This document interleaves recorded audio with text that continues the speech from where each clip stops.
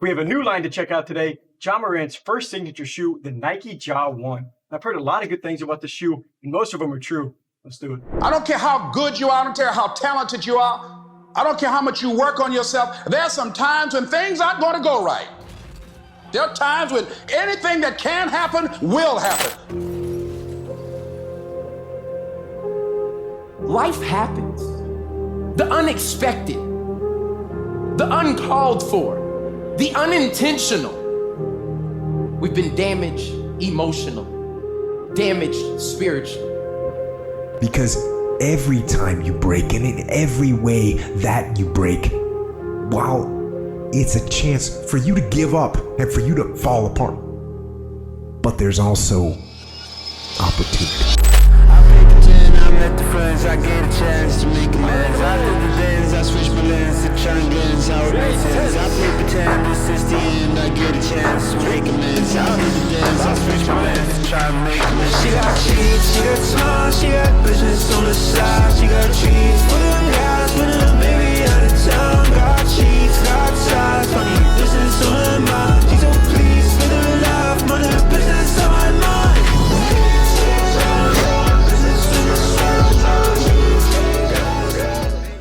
Welcome back to our channel. As you can see, today we're going to be checking out the Nike Ja 1, and we'll be getting into all the different performance aspects like the traction, cushion, support, and more. But first, I'm going to go ahead just touch on some of the basic info. So one of the first things I loved about this model was just the actual price. The Ja 1s retail for the pretty low cost of $110. That is similar to where, like PG's line has been hanging out at. But like Giannis, I guess, now Ja are going to be the only Nike athletes and more of like that sub 150 range whenever it comes to like their signature shoe lines. That's always going to help the wallet out. But now taking a quick look at just like the design for this model. First, I do want to point out the colorway because I thought it was kind of cool. I guess Ja's really big into like game night. So this colorway is named Trivia. So I guess all over the heel and like inside the shoe are a bunch of random questions about Ja, like, where to go to college, stat line questions, family stuff. So I did think that was, just kind of a cool touch. But the overall setup on these is like really tough, but it definitely has that low profile, like Kobe-esque look. So from the side, you're going to see that green Nike swoosh. But the cool thing about that is it never really rounds off. It just continues around on the inner side of the shoe. And it's like two connected Nike swooshes. You get a better idea of like what that looks like if you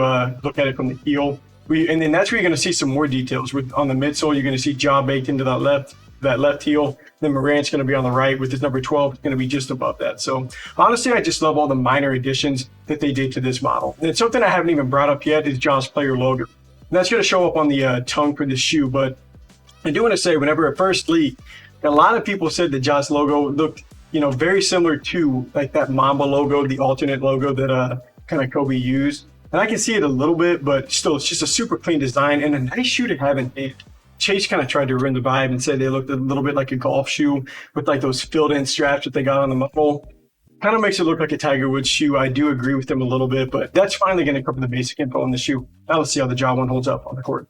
So now getting into more of the tech specs and the performance side, and starting off with the cushioning. The Nike Ja 1 is going to be using some lightweight Phylon in the midsole, paired with a top-loaded Zoom Air unit in the forefoot. It's going to be there to give you some spring, and that's just sort of what's being used on the inside. And I always love testing out new shoe lines, especially like, with a brand like Nike, because there's a range of different cushioning tech that they have to choose from.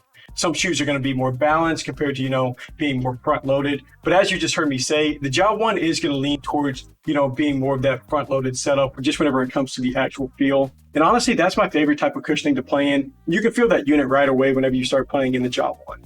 But I do want to say a lot of models have that type of feel this year. Like I know the Tatum 1 and the Why Not 6 both have that springy forefoot. I'd say it's not quite as bouncy unlike the Ja 1, but it's going to be very close. But I actually know a good way to show you. Here's a quick shot at my head in the clouds with Ja.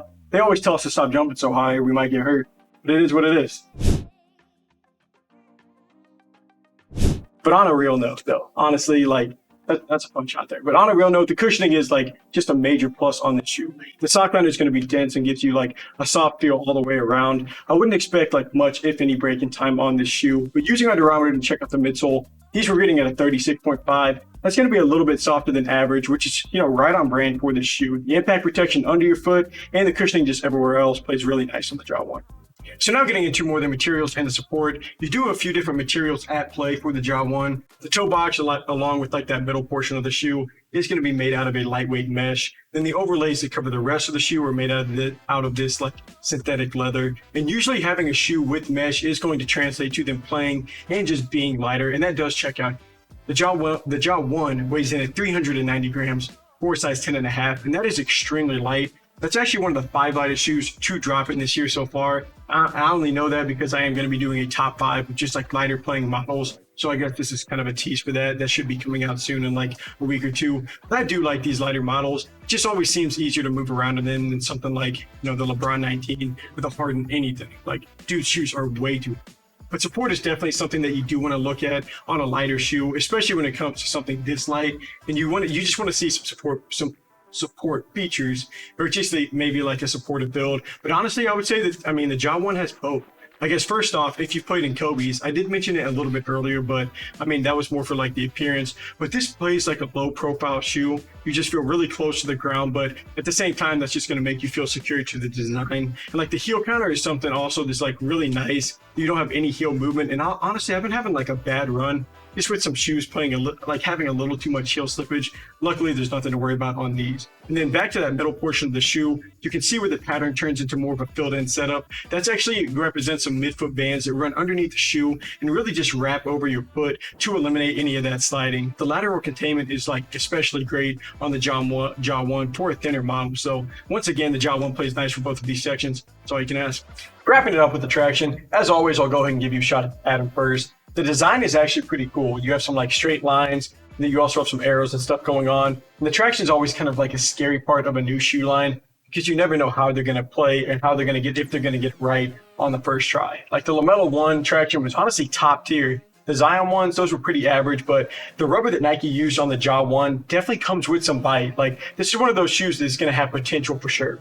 Probably in both directions though. Like when they're clean, they are sticky. And you can hear that during our squeak test. Plenty of noise being made. But they can collect some dust. Not any worse than like your average shoe, but that does lead to some minor slipping. But in general, it does feel like a successful traction setup just on this shoe. But I mean, it should play well on most surfaces also. And that's going to include outdoors. Like, especially at this retail price, cushion has you covered everywhere. It makes it a really good outdoor model. But finishing off with sizing, I went true to size. That's probably the best route on these. You only have about a thumb's width left over for the length, and then the width is going to be normal, you know, maybe ranging on the slightly narrow side. But overall, there's a lot of things to like about Ja's first signature shoe with Nike. Now we just have to hope he makes it to his second shoe. There is a lot of controversy kind of surrounding his name right now, I guess. But whenever it comes to the shoe, which is what I'm here to talk about, I mean, the cushion is going to be soft and bouncy. They're super light, and the support holds up well. You have some bite to go along with it. So everything good that I heard about the Ja 1s, it did turn out to be true. So I would grab a pair, especially for a lot like that.